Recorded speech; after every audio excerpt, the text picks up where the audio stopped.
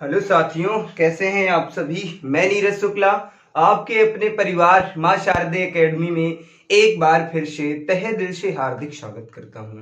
प्यारे साथियों, जैसे कि यूपी ट्रिपल एससी पेट की मैथ की मैं बात कर रहा था, तो अभी मेरी एक क्लास हुई है, ये दूसरी क्लास है। आज हम आप सभी से बात करेंगे भाज्य और अभाज्य संख्याओं के साथ काम कैसे करते हैं, यानी उनके साथ खेलते कैसे हैं, उस पर मैं बात करूंगा। तो सबसे पहले मैं बात करता हूं अभाज्य संख्या किसे कहते हैं और भाज्य संख्या किसे कहते हैं।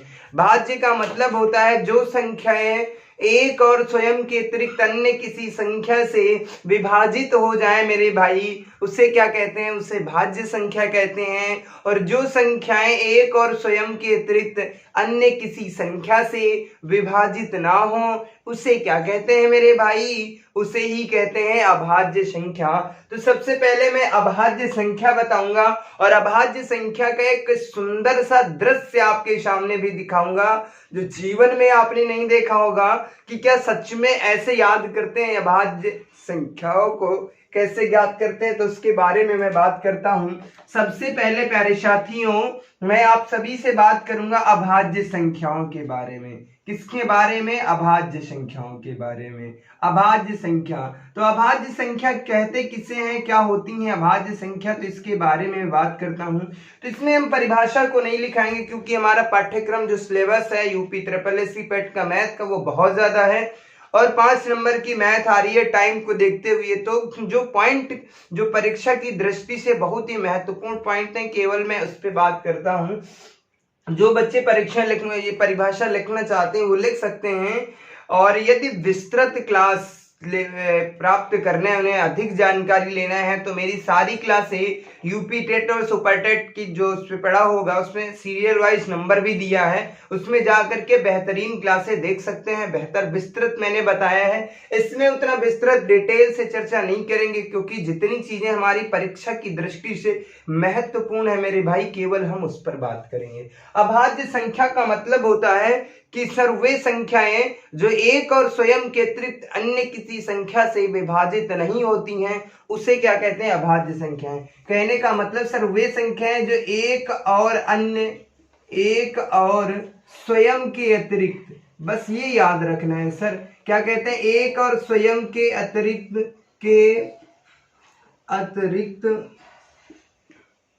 अन्य संख्या से ना विभाजित होना। अतिरिक्त अन्य संख्या से नहीं विभाजित होती हैं, ये हमने बात आपको बता दी। आशा करता हूं ये बात समझ में आ गई होगी। क्या दिक्कत होते हैं सर इसके, यदि मैं फैक्टर की बात करता हूं तो इसके 2 गुणनखंड होते हैं। ये सर कैसी संख्या है, ये अभाज्य संख्या है। इसके कम से कम इसके 2 गुणनखंड होते हैं, इसके 2 गुणनखंड होते हैं। कहने का मतलब है मेरे भाई इसके 2 गुणनखंड होते हैं, ना तो 2 से ज्यादा होते ना तो कम होते हैं। कौन कौन सी संख्या हो सकती है, जैसे कि सर 2 हो सकता है, 3 हो सकता है, क्या 4 हो सकता है सर, कैसे चेक करेंगे। तो मेरे भाई बस ये याद रखना कि अभाज्य संख्याओं के केवल 2 फैक्टर होते हैं, इससे ज्यादा नहीं होते हैं। तो ये 2 कैसी संख्या है मेरे भाई, भाज्य संख्या है, अभाज्य संख्या है। तो यदि मैं 2 की बात करता हूं तो ये अभाज्य संख्या है। कैसी अभाज्य संख्या है, समअभाज्य संख्या है। कौन है, 2 है, कितनी है, 1 है, वह है 2। तो इसमें बहुत ज्यादा प्रश्न बनते हैं इसके। देखो ये किससे कट जाएगी, 1 से कट जाएगी, 2 से कटेगी, इसके अलावा अन्य संख्या से नहीं विभाजित करते हैं। सर 1 जो नंबर है ये क्या भाज्य है या अभाज्य? सर 1 ना तो भाज्य है ना अभाज्य, ये क्या है, एक विषम संख्या है। 1 क्या है सर, 1 ये विषम संख्या, ना तो भाज्य है और ना अभाज्य है। 2 कैसी संख्या है सर, 2 भाज्य संख्या, अभाज्य संख्या है। 3 की मैं बात कर लेता सर, 1 से कट रहा है, 3 से कट रहा है, इससे ज्यादा नहीं कटेगा। मतलब कुछ भी हो जाए, कहने का मतलब है कुछ लोग ऐसे होते हैं कि चाहे कुछ भी हो जाए, जहर खा लेंगे मर जाएंगे लेकिन दूसरे का भला नहीं करेंगे। तो वही चीजें होती हैं अभाज्य संख्या की, मतलब एक और स्वयं के अतिरिक्त अन्य से नहीं विभाजित होती हैं। 1 से दुनिया की हर एक संख्या विभाजित हो जाती है और स्वयं से। प्रत्येक संख्या एक और स्वयं से विभाजित होती है, ऐसी कोई संख्या नहीं है जो एक और स्वयं से विभाजित ना होती है, केवल एक को छोड़ के। अब जैसे कि मैं 4 को कैसे चेक करेंगे सर, ये भाज्य है या अभाज्य है? सर मैं 4 की बात कर लेता तो 4 को मैं पता कर लेता ये भाज्य है या अभाज्य। चेक कैसे करेंगे? तो मेरे भाई ये 1 से कट रहा है और 4 से कट रहा है। दुनिया की सारी संख्याएं एक और स्वयं से विभाजित होंगी, इसके अलावा ये सर 2 से भी विभाजित हो रही है। तो इसका मतलब सर इसके 3 फैक्टर हो गए, तो ये अभाज्य संख्या नहीं है। आशा करता हूं समझ में चीजें आ रही होंगी, कोई दिक्कत नहीं हो रही होगी, किसी भी प्रकार की कोई समस्या नहीं हो रही होगी। थोड़ा सा डिटेल में चर्चा नहीं करेंगे, जो जो परीक्षा की दृष्टि से बहुत ही महत्वपूर्ण चीजें हैं केवल उन पर बात मैं करूंगा। अब जैसे बात कर लेता है 1 2 3 5 7 और 11 13 17 19 23 29, ऐसे करके ये सारी संख्याएं ये कैसे हैं, ये कैसी संख्याएं मेरे भाई? तो ये अभाज्य संख्या है। आशा करता हूं ये सारी चीजें समझ में आ गया होगा। जैसे मैं कोई भी संख्या उठा लेता, 13 की मैं बात कर लेता तो ये 1 से विभाजित होगी और 13 से विभाजित होगी, और दुनिया की किसी भी संख्या से विभाजित नहीं हो सकती। यदि मैं 19 की बात कर लेता तो 1 से विभाजित होगी, 19 से विभाजित होगी, इसके अलावा और किसी संख्या से विभाजित नहीं होगी। 5 की मैं बात कर लेता, 1 से विभाजित होगी और 5 से विभाजित होगी। आगे मैं 7 की बात करता तो 1 से विभाजित होगी, 7 से विभाजित होगी। ऐसे ही मैं यदि 11 की बात कर लेता तो 1 से विभाजित होगी, 11 से विभाजित होगी, इसके अलावा अन्य किसी संख्या से ये संख्या विभाजित ही नहीं होगी। अब ऐसे ही मैं 29 की बात कर लेता तो किससे विभाजित होगी मेरे भाई? तो 1 से विभाजित होगी और 29 से विभाजित होगी। आशा करता हूँ ये सारी चीजें समझ में आ गई होंगी, कोई दिक्कत तो नहीं हो रही होगी, किसी भी प्रकार की कोई समस्या नहीं हो रही होगी। लेकिन यदि मेरे भाई यहाँ से प्रश्न कैसे पूछे जाते हैं, ये तो मैंने बताया आपको कैसे पहचानते हैं भाज्य और अभाज्य संख्या में। तो अभी केवल मैं अभाज्य संख्याओं के बारे में बात कर रहा हूँ, तो इसमें ये चीज याद रखना है आपको कि सर इसके 2 गुणनखंड होते हैं, इससे ज्यादा गुणनखंड नहीं होते हैं। इतनी चीजें आपको ध्यान में रखना है, अपने मस्तिष्क में ये बैठा लेना है कि इससे ज्यादा ना तो गुणनखंड हो गए ना कुछ होगा, बस ये याद रखना। इसको याद कैसे करते हैं, जैसे यहाँ से प्रश्न कैसे पूछे जाते हैं, प्रश्न कैसे पूछे जाते हैं सर 1 से 25 तक कितनी अभाज्य संख्याएं होंगी?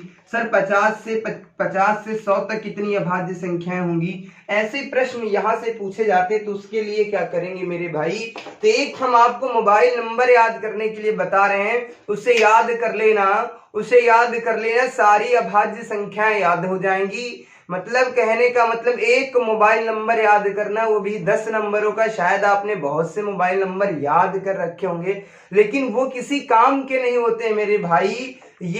वो किसी काम के मोबाइल नंबर नहीं होते। उनसे क्या होता है, उनसे चीजें और मैं जो कुछ करना चाह रहा होता वो भी नहीं कर पाता। रीजन है ना, मुझे तो बात करनी होती है, ऐसी सारी चीजें होती हैं। लेकिन मेरे भाई जो मैं मोबाइल नंबर ये बता रहा हूँ, इसे याद कर लेना, जीवन में आपके बहुत काम आएगा। अब मैं बात कर रहा हूँ मोबाइल नंबर कौन सा है मेरे भाई, तो ये मोबाइल नंबर है 44 22 32 23 और 21 होता है। कौन सा होता है? 23 और 21।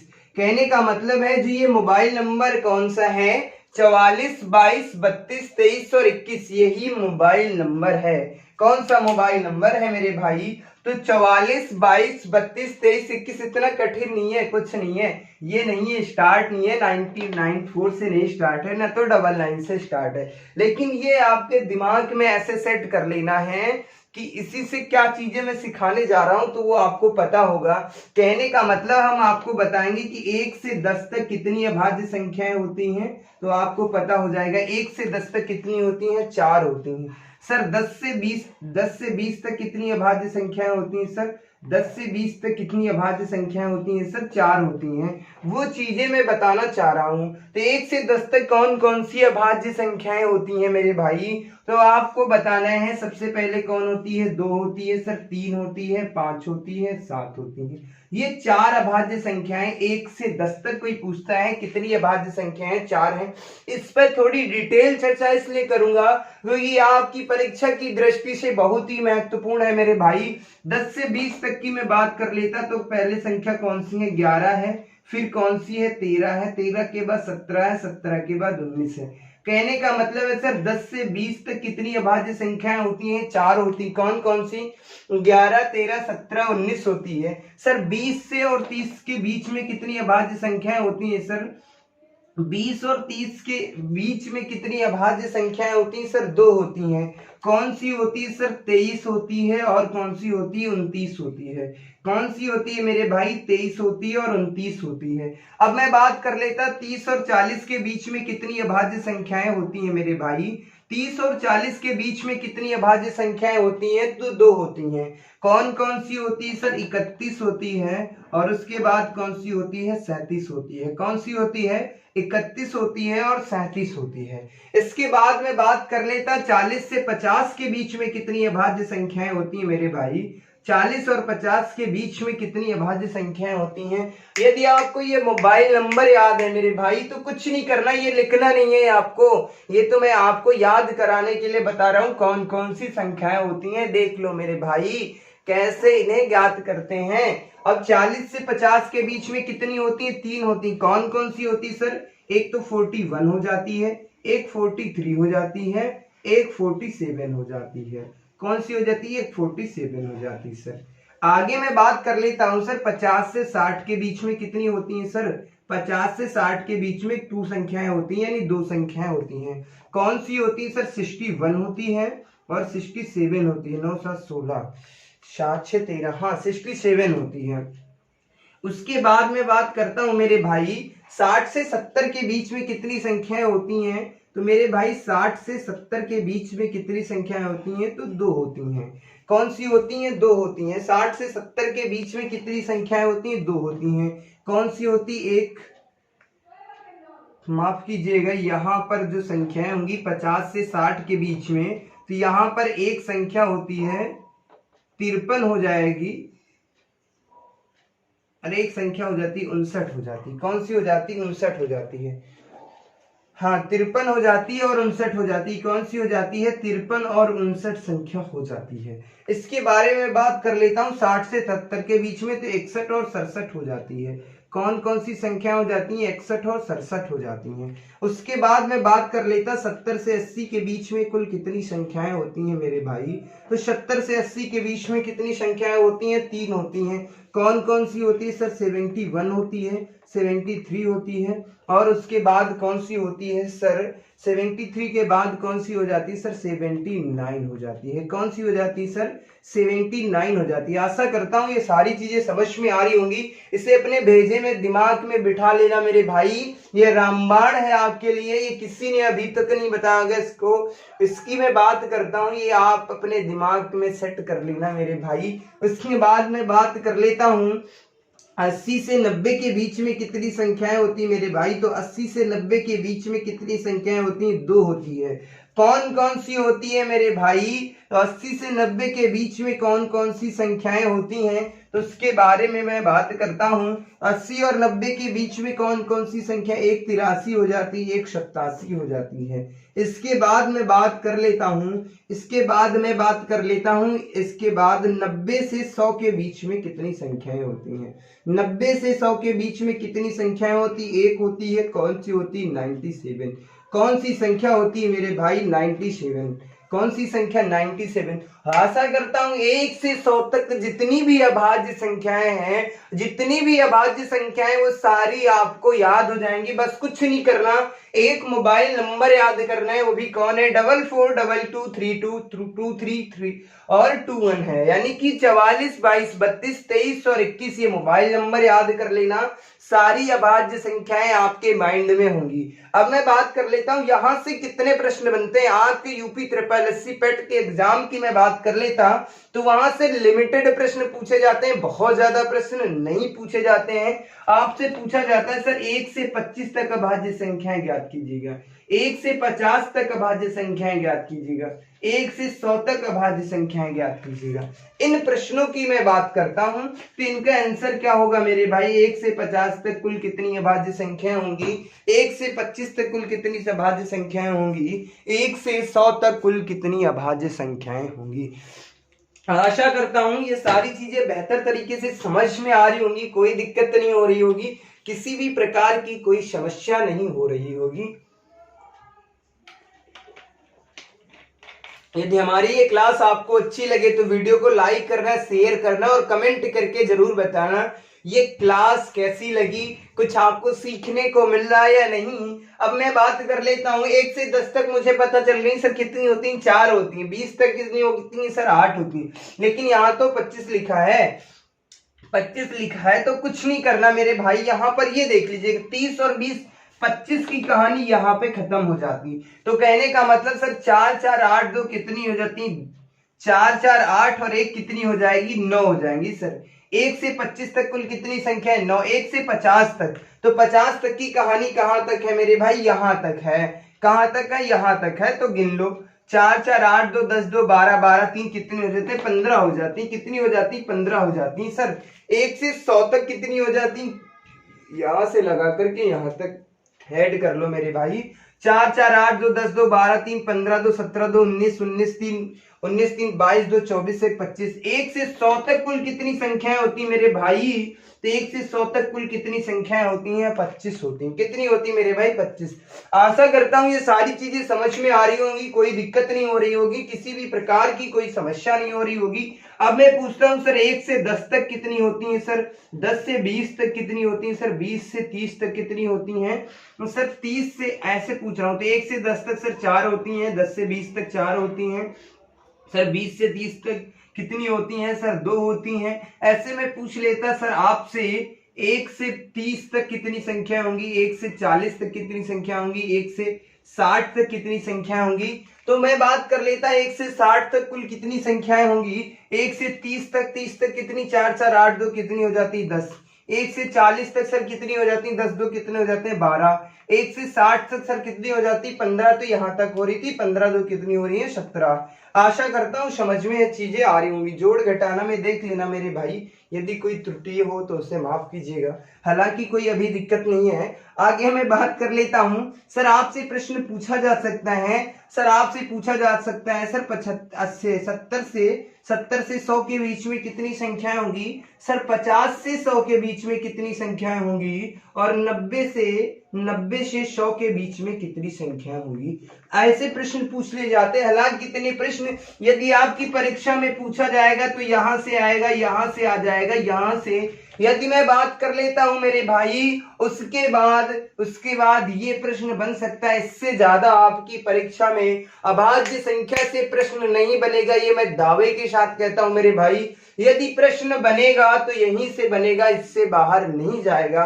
तो मैं बात कर लेता हूं, लेकिन आपको रिवीजन के लिए मैंने बता दिया करते कैसे हैं। तो 70 से 100 तक, 70 सर स्टार्ट कहां से, यहां से स्टार्ट है 70 से 100 तक। तो 3 2 5 1 कितनी हो जाती है सर, 6 हो जाती। 70 80 90, 3 2 5 1 6 हो जाती संख्याएं।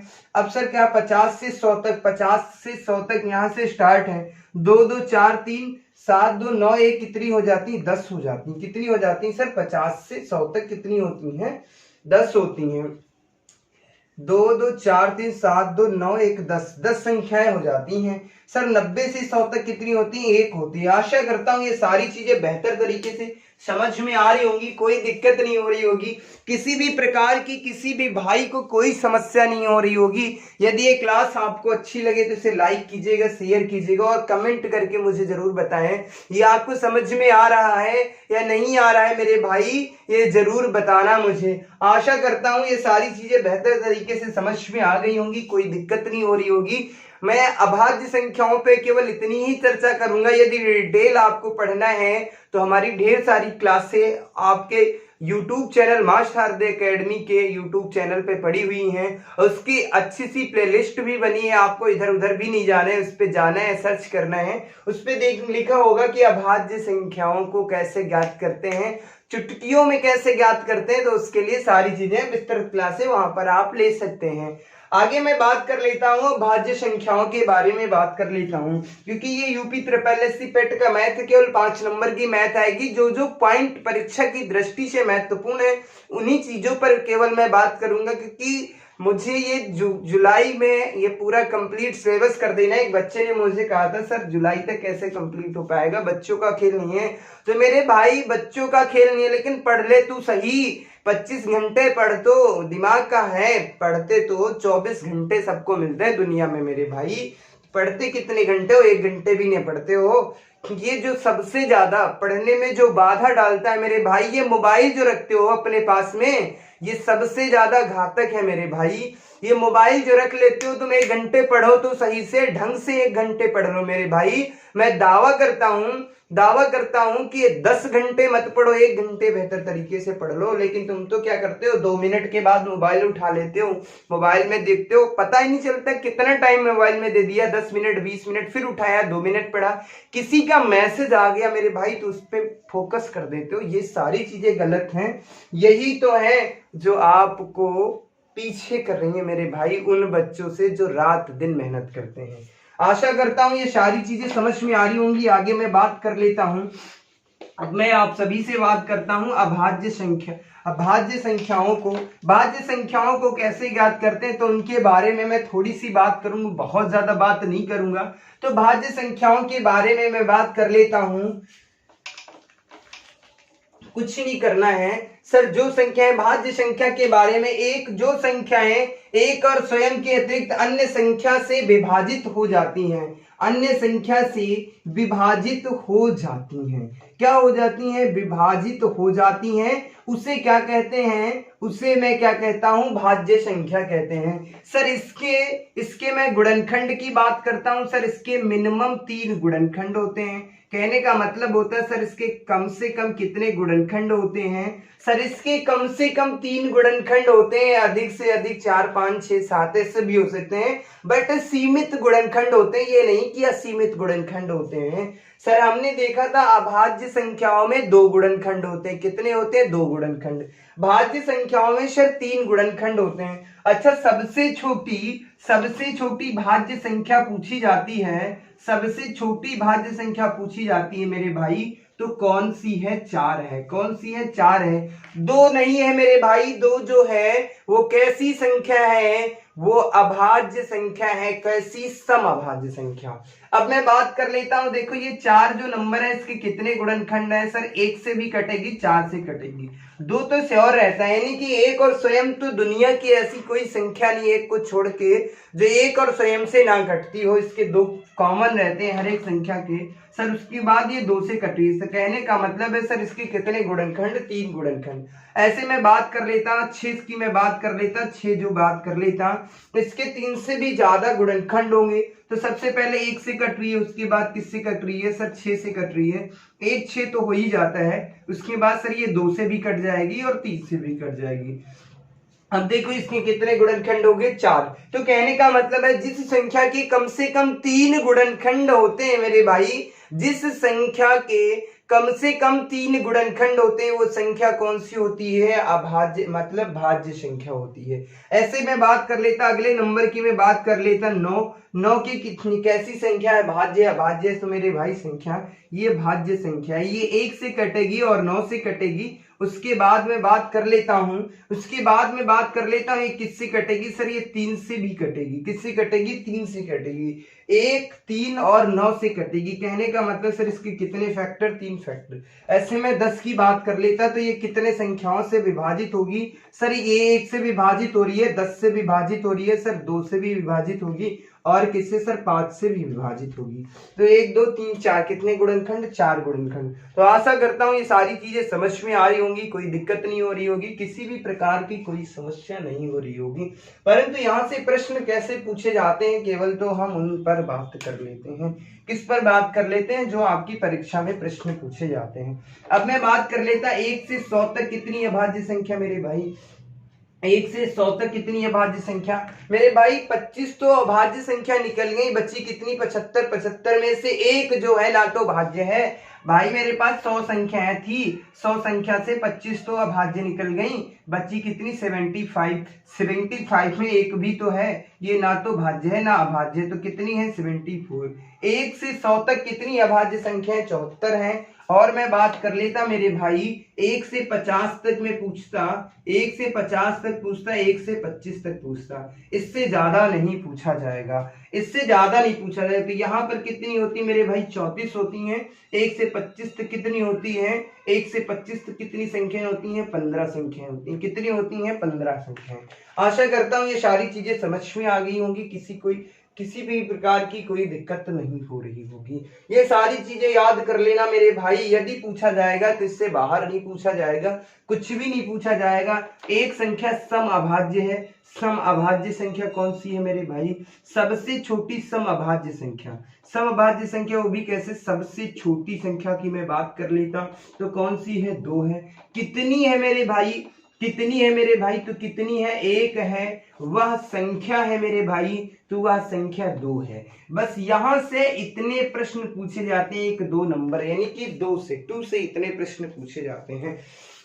आशा करता हूं ये सारी चीजें समझ में आ रही होंगी, कोई दिक्कत नहीं हो रही होगी, किसी भी प्रकार की किसी भी मेरे भाई को कोई समस्या नहीं हो रही होगी। अब मैं थोड़ी सी मैं बात करूंगा, थोड़ी सी और बात करूंगा, क्योंकि यहां से प्रश्न पूछे जाने की संभावना है मेरे भाई। युग्म अभाज्य संख्या से प्रश्न पूछा जा रहा है। एक प्रश्न पूछा गया था प्रीवियस ईयर प्रैक्टिस पेपर को उठा लेना मेरे भाई, वहां से प्रश्न पूछे जा रहे थे, इसीलिए मैं भाज्य और अभाज्य को मैं बताना बहुत जरूरी समझा। और ये भाज्य और अभाज्य दुनिया का हर एक प्रश्न कुछ भी पूछा जाता है, यदि वहां पे संख्या पद्धति पूछी जाती है तो वहां जरूर ही ये चीजें पूछ ली जाती हैं। अब मैं बात कर लेता हूं, थोड़ी सी बात करूंगा भाज्य और अभाज्य पर, उसके बाद मैं बात करूंगा इस पर बनने वाले जितने भी प्रकार के प्रश्न थे। धीरे धीरे मैंने बात कर ली, कुछ और प्रश्नों की श्रृंखला है जहां से प्रश्न आपकी परीक्षा में अक्सर पूछ लिए जाते हैं। तो अब मैं बात कर लेता हूं युग्म अभाज्य संख्या की। मैं बात कर लेता, किसकी मैं बात करूंगा मेरे भाई? तो युग्म अभाज्य संख्या की बात करूंगा। किसकी मैं बात करूंगा मेरे भाई? तो युग्म अभाज्य संख्या।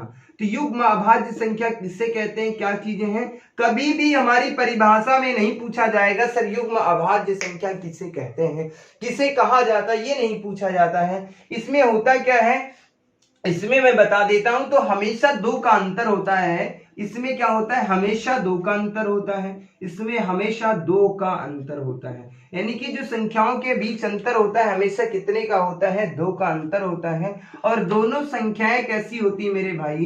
तो दोनों संख्याएं अभाज्य होती हैं। कैसी होती हैं? तो दोनों संख्याएं जो होती हैं कैसी होती है मेरे भाई? अभाज्य होती हैं। कैसी होती हैं? अभाज्य होती हैं।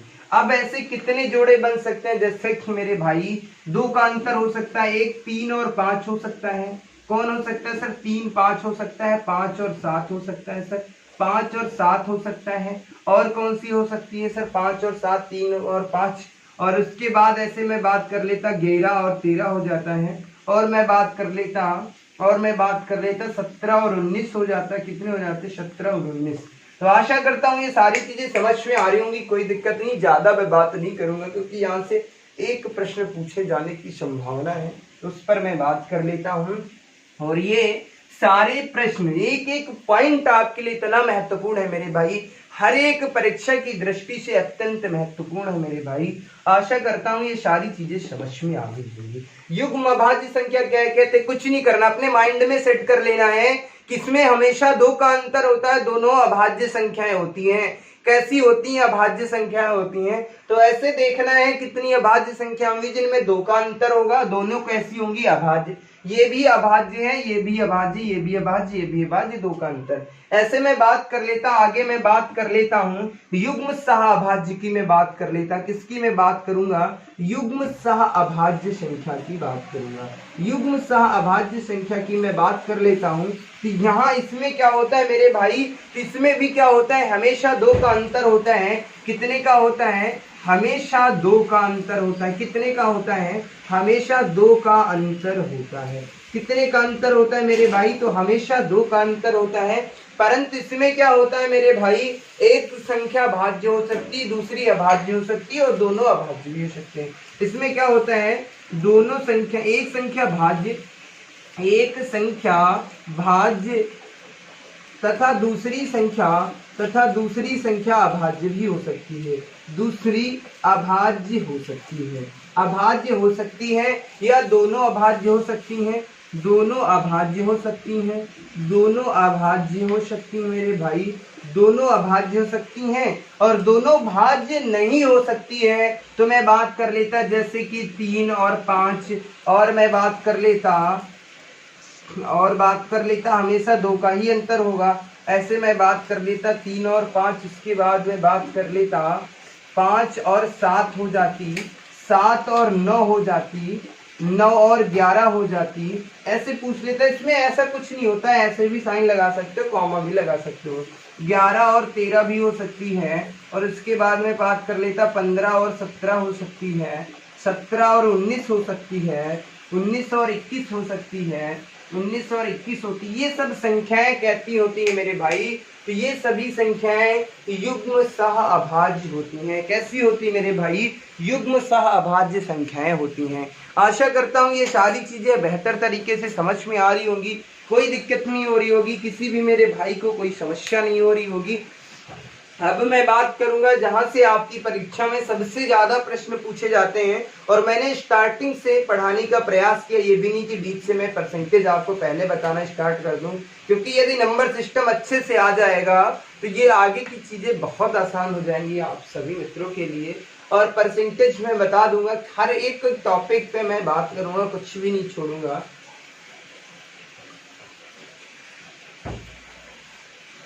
और मैं बात कर लेता हूं, इस बैच की एक खास बात है कि सर 5 में 5 नंबर कैसे लाए, तो उस पर भी मैं चर्चा करता हूं। इसी की परीक्षा की दृष्टि से हर एक पॉइंट पे मैं बात करूंगा।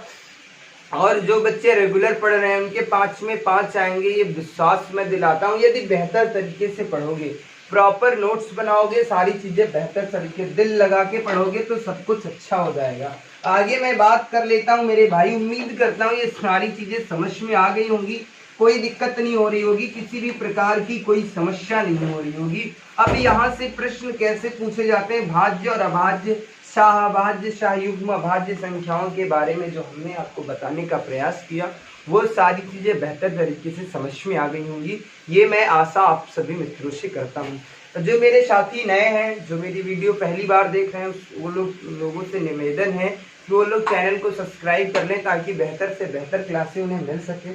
अब मैं बात कर लेता हूँ मेरे भाई, अब मैं बात कर लेता हूँ प्रश्नों की एक श्रृंखला की मैं बात कर लेता हूँ मेरे भाई, जो आपकी परीक्षा में पूछे जाते हैं। जैसे कि क्रमागत संख्याओं पर प्रश्न कैसे पूछे जाते हैं, क्रमागत संख्याओं पर प्रश्न कैसे पूछे जाते हैं, उस पर मैं बात करता हूँ। क्रमागत संख्याओं पर प्रश्न कैसे पूछे जाते हैं उसमें मैं बात कर लेता हूँ।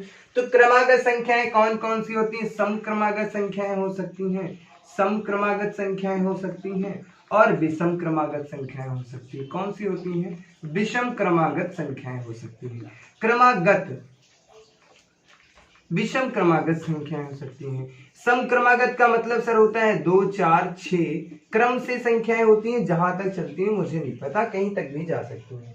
विषम क्रमागत की मतलब सर 1, 3, 5, 7 ऐसे ही मैं बात करता हूँ, 7 और 9 ऐसे ऐसे ऐसे ऐसे अनंत तक जाती है। आशा करता हूँ ये सारी चीजें समझ में आ रही होगी, कोई दिक्कत नहीं हो रही होगी, किसी भी प्रकार की समस्या नहीं। लेकिन ये हम नहीं पढ़ाने के लिए, तुम्हें ये बताने के लिए नहीं कह रहे हैं कि सम और विषम क्रमागत संख्याएं याद करो। याद नहीं करना मेरे भाई, यहाँ से आपकी परीक्षा में प्रश्न पूछा जाता है तो केवल हम उस पर बात करेंगे।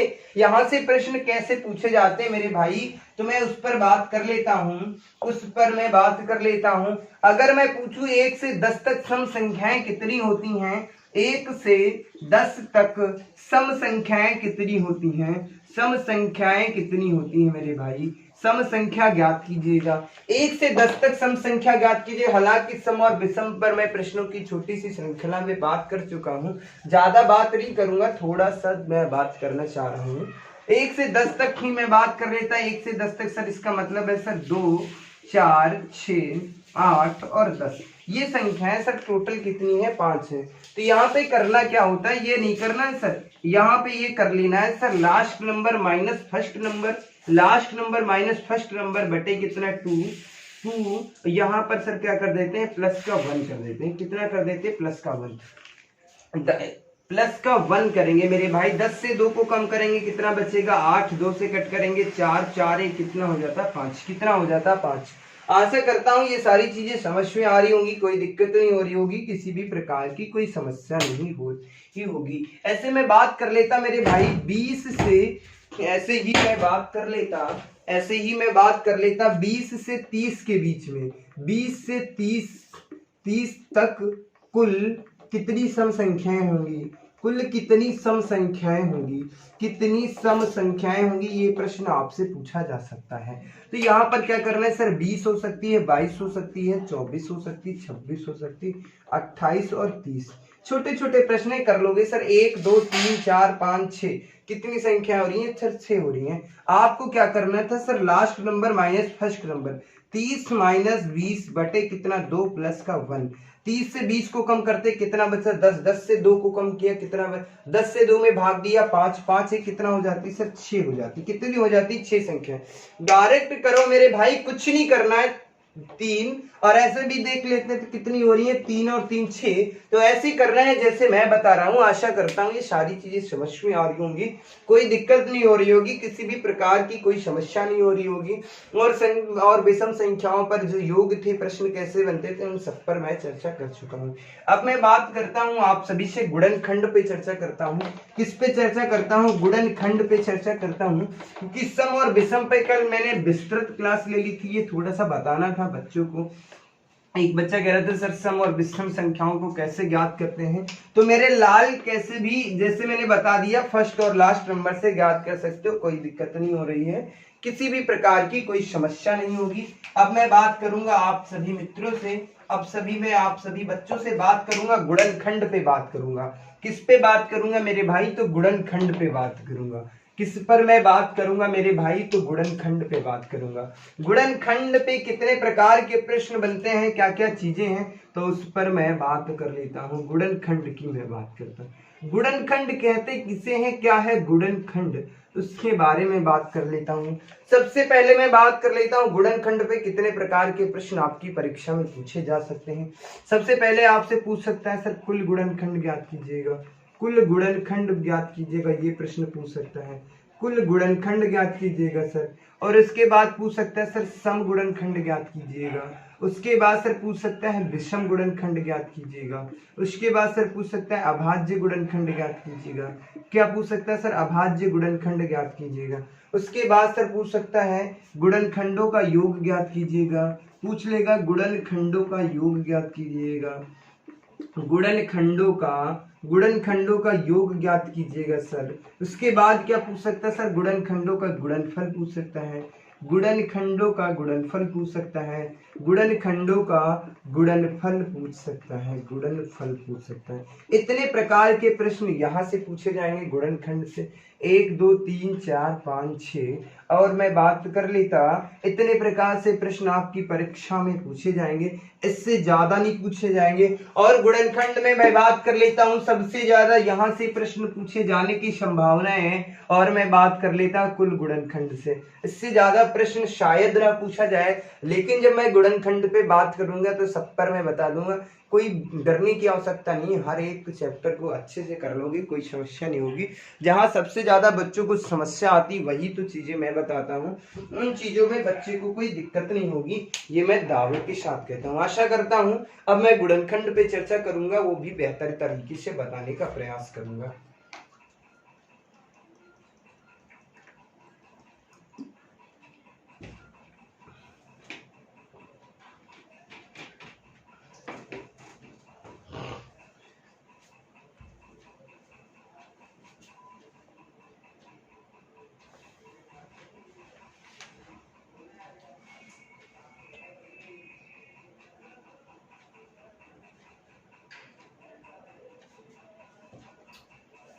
अब मैं बात कर लेता हूँ मेरे भाई, गुणनखंड को कैसे ज्ञात करते हैं, क्या क्या चीजें हैं, एक एक चीज पे मैं बात कर लेता हूँ। जैसे मैं बात कर लेता मेरे भाई, मैं बात कर लेता एक नंबर ले लेता, मैं छोटा सा एक नंबर ले लेता, जैसे कि मैंने ले लिया 12 ले लिया। कितना ले लिया 12। तो हम आपसे कहते हैं 12 के कुल गुणनखंड ज्ञात कीजिएगा। 12 के कुल गुणनखंड ज्ञात कीजिएगा, कुल गुणनखंड ज्ञात कीजिए, ये प्रश्न हम आप सभी से पूछते हैं। 12 के कुल गुणनखंड ज्ञात कीजिएगा। तो इसका मतलब सर ये है, गुणनखंड जिन जिन संख्याओं से वह संख्या विभाजित हो जाती है उसके क्या कहते हैं, फैक्टर कहते हैं। अंग्रेजी में मैं बात करता हूँ तो फैक्टर कहता हूँ, लेकिन मैं मैथ का टीचर हूँ, इंग्लिश पे फोकस नहीं करता ज्यादा, ठीक है। लेकिन कोई दिक्कत नहीं आती है, इतना ऐसा नहीं है कि कुछ भी ना आती है। अब मैं बात कर लेता, इसका मतलब सर ये है 1 से कट जाएगा 12, 2 से भी कटेगा, 3 से भी कटेगा, 4 से भी कटेगा, 6 से कट जाएगा और 12 से कटेगा। तो कहने का मतलब एक और स्वयं हर एक की संख्या का फैक्टर होता है, ये मैंने पहले बताया था। कितने हो गए सर? 1 2 3 4 5 6। कितने हो गए सर? 6 हो गए। तो कहने का मतलब है 12 के कुल गुणनखंड कितने हैं? 6 हैं। 12 के कुल गुणनखंड कितने हैं? 6 हैं। तो क्या सर मुझे ऐसे ज्ञात करना था? नहीं मेरे बच्चा, ऐसे तुम्हें नहीं ज्ञात करना। तुम्हें कैसे ज्ञात करना? सर ये नंबर लिखा है 12, तो इसके अभाज्य फैक्टर करने हैं। कैसे फैक्टर करने मेरे भाई? अभाज्य फैक्टर करने हैं।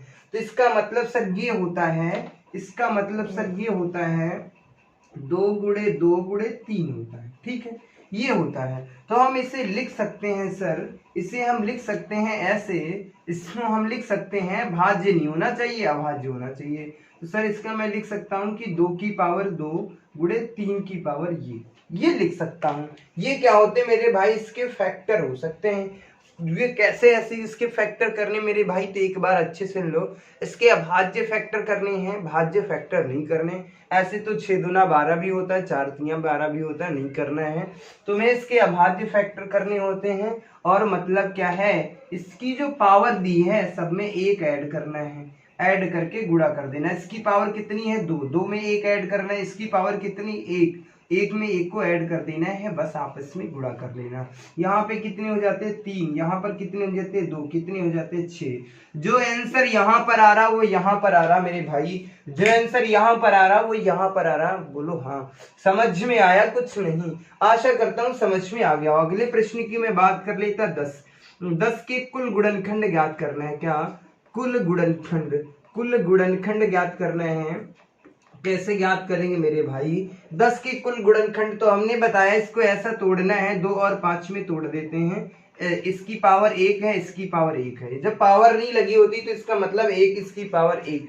तो इसका मतलब सर ये है, यहाँ पर 1 + 1 हो जाएगा, यहाँ पर भी 1 + 1 होगा। पावर में 1 1 को ऐड करना है। क्या करना मेरे भाई? पावर में 1 1 को ऐड कर लेना है। यहाँ पे कितने हो जाते हैं? 2, यहाँ पर कितने? 2, 2 दूना कितने हो जाते हैं? 4। तो कहने का मतलब 10 के कुल गुणनखंड कितने होते हैं? 4। यहाँ पर देख लीजिएगा, 1 हो जाएगा, 10 हो जाएगा, और क्या होगा? 2 होगा, 5 होगा। इससे ज्यादा किसी भी संख्या से कटेगा ही नहीं। तो यहाँ पर भी कितने हो रहे हैं? 4 हो रहे हैं। यहाँ पर भी कितने हो रहे हैं? 4 हो रहे हैं। तो आपको समझ में आ गया होगा। ये नहीं करना है, ये आपको नहीं करना है, क्योंकि बड़े बड़े नंबरों में ये नहीं कर पाओगे, ये कर लेना है। उम्मीद करता हूँ ये दोनों प्रश्न समझ में आ गए होंगे, कोई दिक्कत नहीं हो रही होगी, किसी भी प्रकार की कोई समस्या नहीं हो रही होगी। अभी केवल हम कुल गुणनखंड पर बात करेंगे, उसके बाद सम गुणनखंड, विषम गुणनखंड, अभाज्य गुणनखंड और जो भी है सारी चीजों पर मैं बात कर लेता हूँ।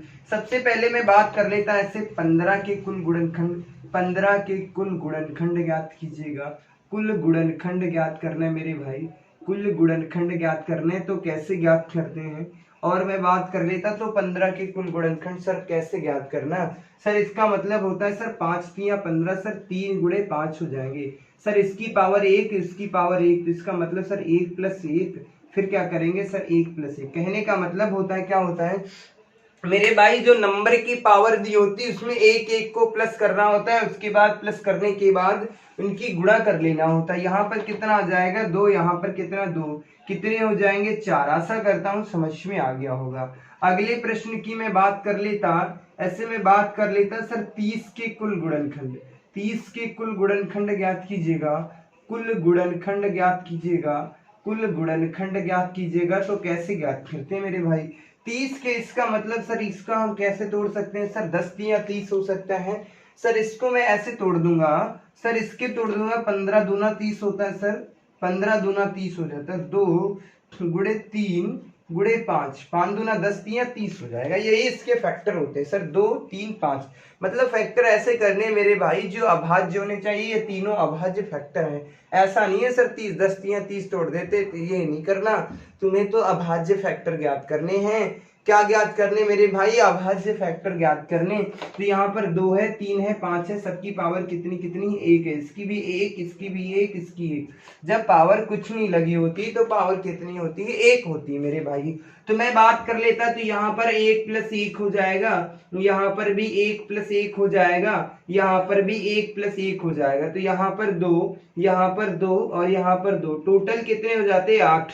तो कहने का मतलब है 30 के कुल कितने गुणनखंड हो गए, 8 हो गए। आशा करता हूं ये सारी चीजें समझ में आ रही होंगी, कोई दिक्कत नहीं हो रही होगी, किसी भी प्रकार की कोई समस्या नहीं हो रही होगी। आगे मैं बात कर लेता हूं, ऐसे ही एक नंबर की मैं बात कर लेता, जैसे 60 के कुल गुणनखंड ज्ञात कीजिएगा। 60 के कुल गुणनखंड ज्ञात कीजिएगा। 60 के कुल गुणनखंड ज्ञात कीजिएगा। तो कैसे ज्ञात करते हैं 60 के कुल गुणनखंड? तो इसमें मैं बात कर लेता 60 की, तो इसका मतलब सर ये होता है 15 चक्कू 60 होता है। सर कितना होता है 15 चक्कू 60? तो इसका मतलब हम ऐसे तोड़ सकते हैं सर, 15 गुणे 4 तोड़ सकते हैं सर। ये हो गया। क्या ये रियल फैक्टर है? नहीं है मेरे भाई, इन्हें और सरल कर लो, क्या दिक्कत है? किसी ने रोका है तुम्हें? इसका मैं कर लेता तो 3 और 5 हो जाता सर। क्या हो जाता? 3 और 5 हो जाता। इसका मतलब है सर 2 की पावर 2 हो जाती, ये हो जाते। ये रियल फैक्टर है। इसकी पावर 1 है सर, इसकी पावर 1 है। तो कहने का मतलब है सर 3 की पावर 1, तो इसका मतलब सर हमें पावर से मतलब होता है प्रत्येक की पावर में एक एक को ऐड करना है। प्रत्येक की पावर, इसकी पावर कितनी 2, तो इसमें भी एक ऐड कर देना। तो यहाँ पर 2 निकलेगा, यहाँ पर भी 2, यहाँ पर 3, तो 4 तियां कितने हो जाते हैं 12। आशा करता हूँ समझ में आ गया होगा। 1 से 60 तक कुल कितने गुणनखंड है? 12 है। उम्मीद करता हूँ समझ में चीजें आ गई होंगी। ऐसे में बात कर लेता 100 के कुल कितने गुणनखंड है? 100 के कुल गुणनखंड ज्ञात कीजिएगा। 100 के कुल गुणनखंड ज्ञात कीजिएगा। कुल गुणनखंड ज्ञात कीजिएगा। तो मैं बात कर लेता 100 के कैसे गुणनखंड ज्ञात करते हैं। 100 का इसका मतलब सर, इसका मतलब ये है सर 25 चक्कू 100 होता है सर। इसे 25 गुणे 4 में तोड़ देंगे। क्या ये रियल है मेरे भाई? नहीं है। तो इसका मतलब सर ये होता है 5 की पावर 2, और इसका 4 का मतलब होता है सर 2 की पावर 2। बस कहानी खत्म। इसका मतलब होता है सर 5 की पावर 2, तो पावर में 1 को ऐड करना, इसकी पावर में भी 1 को ऐड करने देना। तो यहाँ पर कितना निकला 3, यहाँ से 3 कितने हो गए 9। तो 100 के कुल गुणनखंड कितने हैं? 9 है। आशा करता हूँ ये सारी चीजें समझ में आ रही होंगी, कोई दिक्कत नहीं हो रही होगी, किसी भी प्रकार की कोई समस्या नहीं हो रही होगी मेरे भाइयों को। अब मैं बात कर लेता हूँ आगे कुछ और चीजों पे, कैसे कैसे प्रश्न हमारी परीक्षाओं में पूछे जाते हैं उन पर मैं बात कर लेता हूँ। उम्मीद करता हूँ कुल गुणनखंड पर जितने भी प्रकार के प्रश्न बनने वाले हैं उनका एक छोटा सा मैंने थोड़ा सा एक डायग्राम बनाने, थोड़े से प्रश्नों के माध्यम से आपको बताने का प्रयास किया। ये सारी चीजें समझ में आ गई होंगी। चीजें ये है, बहुत डिटेल में चर्चा नहीं करूंगा, क्योंकि जो जो आपकी परीक्षा की दृष्टि से महत्वपूर्ण है केवल उन पर मैं बात करूंगा जहां से प्रश्न बनते हैं। और थोड़ी सी मैं बात करूंगा कि आपके माइंड में उसका एक जो है उसकी एक पिक्चर सेट हो जाए। यदि गुणनखंड से कोई प्रश्न आता है सर कुल गुणनखंड कैसे ज्ञात करते हैं, मेरे भाई जितनी मैं प्रैक्टिस करा रहा हूं उतनी ही कर लेना, उससे बाहर नहीं आएगा। मैं बात करता हूं नंबर चेंज हो सकता है, नंबर 120 की जगह पे 150 हो सकता है मेरे भाई, लेकिन जो पैटर्न है मेरे भाई वो चेंज नहीं होगा। तो आपके 10-5 क्वेश्चनों को कराने का मतलब यही होता है कि आपके माइंड में यानी कि जो मस्तिष्क है उसमें आपका ये जो पिक्चर यानी कि दृश्य सेट कर लेना जब क्लास देखना। आशा करता हूँ ये चीजें समझ में आ रही होंगी। यदि क्लास बेहतर लगे तो इसे लाइक कीजिएगा, शेयर कीजिएगा और कमेंट कीजिएगा।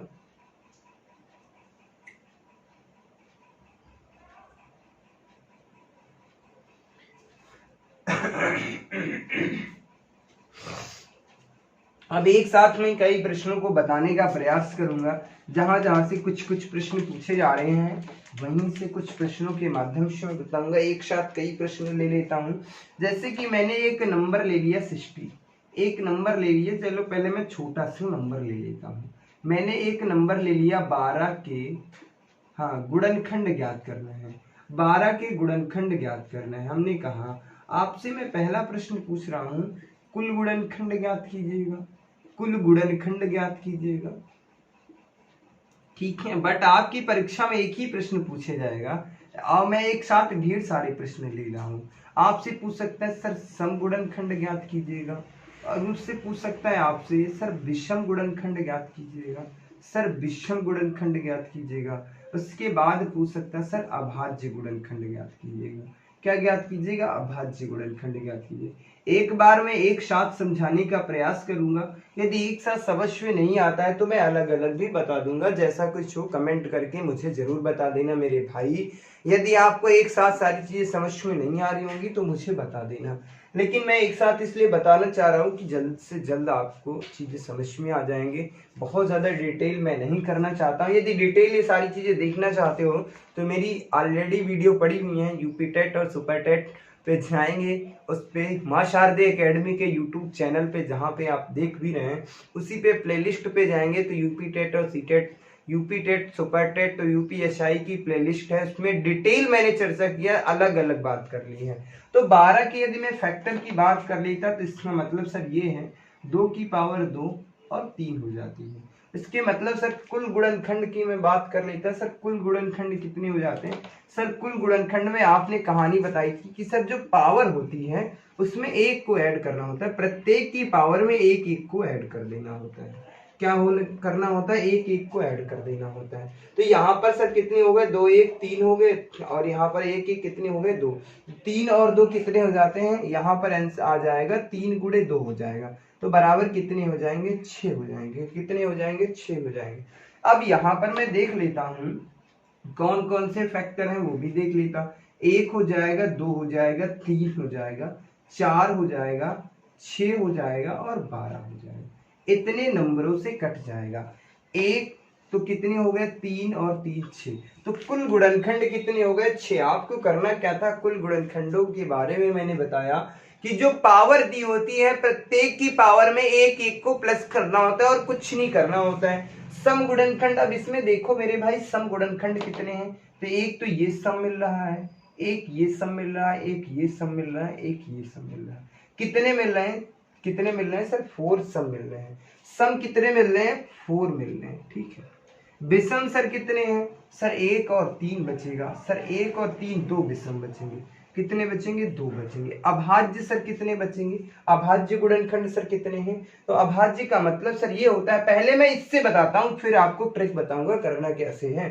सर अभाज्य गुणनखंड जो है सर 2 मिल रहा है, सर 3 मिल रहा है, 2 ही मिल रहे हैं, इसके अलावा कुछ नहीं मिल रहा है। सर 2 मिल रहा है, 3 मिल रहा है और कुछ मिल रहा है, हाँ सर 1 मिल रहा है। कौन मिल रहा है, 1 मिल रहा है, बस ये याद रखना। इसमें भी अभाज्य गुणनखंड ये एक को ऐड करते हैं, ऐसा नहीं कि एक को छोड़ देते हैं। कितने हो जाएंगे सर, 3 हो जाएंगे। कितने हो जाएंगे, 3 हो जाएंगे। ये सब हमने आपको इस गुणनखंड याद दिए थे तो मैंने बता दिया, लेकिन आपको परीक्षा में कैसे करना है मेरे भाई वो मैं बताता हूँ।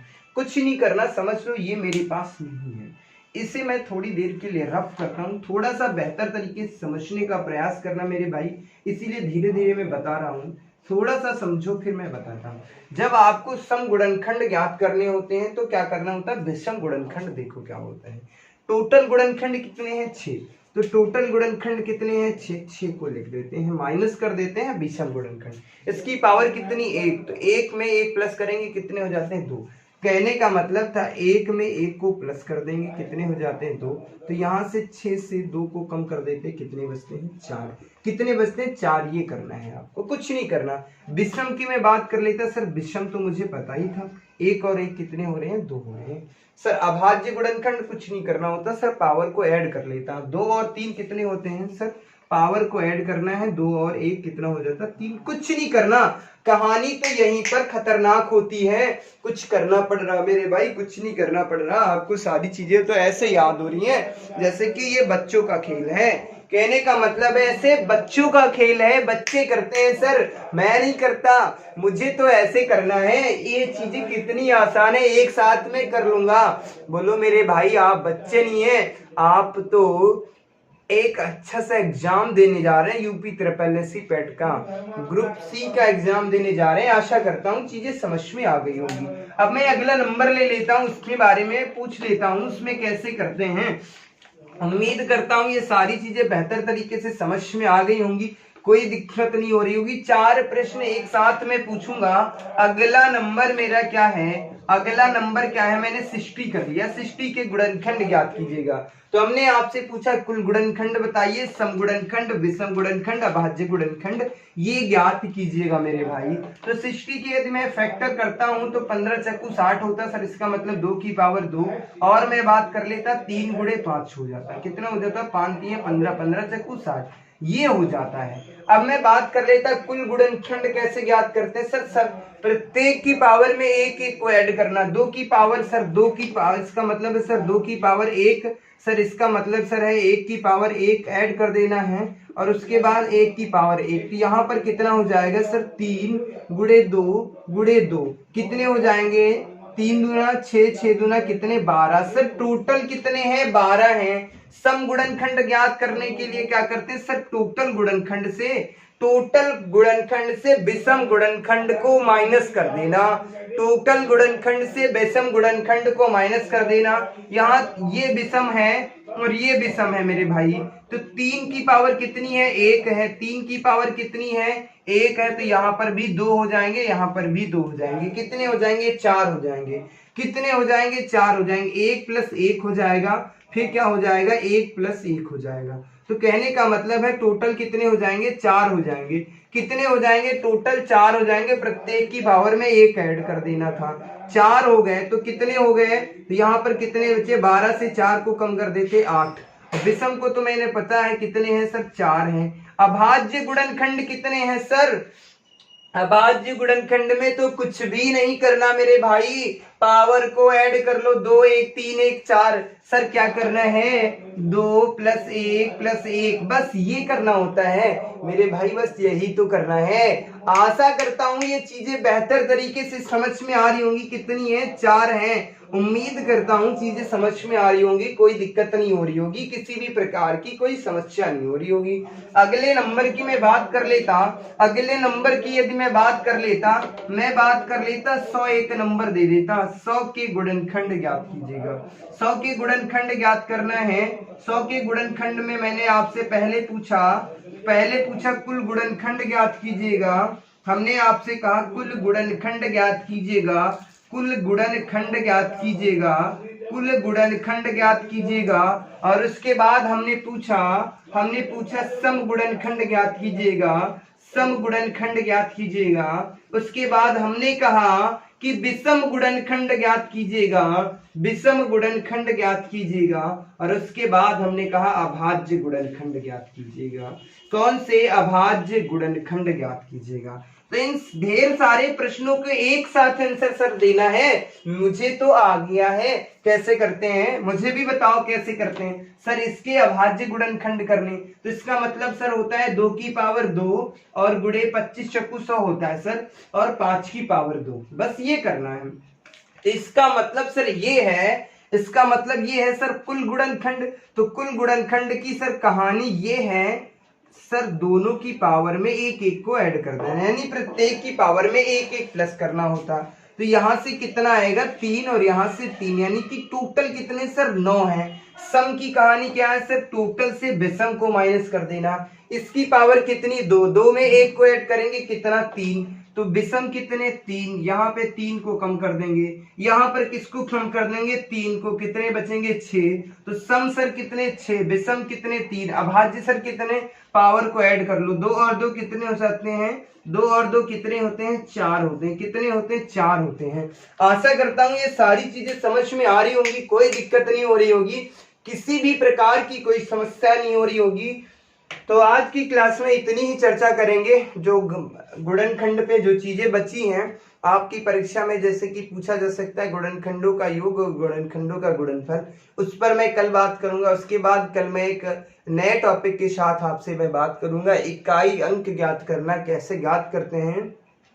कहने का मतलब है 20 घंटे में सारी मैथ की क्लासें आपकी खत्म हो जाएंगी, और 20 घंटे यदि प्रॉपर क्लासें देख लिया मेरे भाई, तो पैटर्न यहीं से आएगा, प्रश्न भी यहीं से आएगा, ये मैं दावे के साथ कहता हूँ। यदि आपको ये मेरी क्लास अच्छी लगे, जिन्होंने अभी तक हमारा चैनल सब्सक्राइब नहीं किया है वो लोग चैनल को सब्सक्राइब कर लें, ताकि आपको बेहतर से बेहतर चीजें मिल सके। तब तक के लिए धन्यवाद, मिलते हैं आपको अगली क्लास में एक नई शक्ति, एक नई ऊर्जा के साथ मेरे साथियों। जय हिंद।